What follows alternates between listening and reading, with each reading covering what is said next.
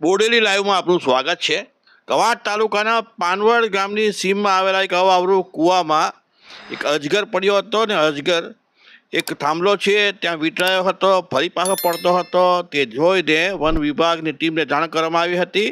Chhota Udepur one વિભાગના અધિકારીઓની સૂચના અને માર્ગદર્શન પ્રમાણે 2 બિડગાડો છે એ વિસ્તારના તેઓ જીવના જોખમે આ કૂવામાં ઉતર્યા હતા દોરડા વડે, અને ઉતરીને જ્યાં આપણે જોઈ શકીએ છીએ કે વીજ થાંભલો આડો મૂકેલો છે એ જગ્યા પર માંડ ત્યાં ઊભા રહેવાની પણ સ્પેસ નહોતી।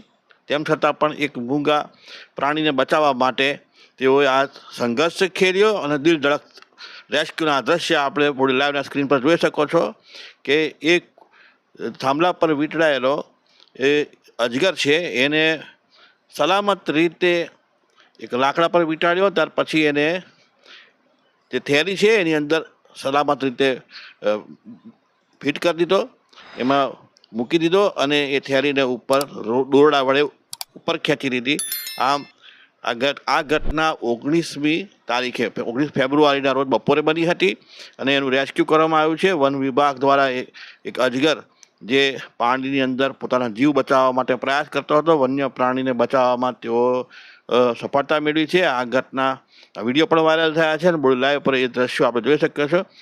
વન વિભાગના અધિકારીઓએ એક મૂંગા પ્રાણીનો બચાવ કર્યો હતો। આ રીતે બચાવાયેલા અજગરને, રેસ્ક્યુ કરેલા અજગરને જંગલમાં સલામત રીતે છોડી પણ દેવામાં આવ્યો હતો। ત્યારે જંગલમાં એને પહેલાં એનું ચેકઅપ કરવામાં આવ્યું હતું ત્યારબાદ એને સલામત છે એ ચકાસી ત્યાર પછી એને જંગલમાં સલામત રીતે છોડી દેવામાં આવ્યો હતો।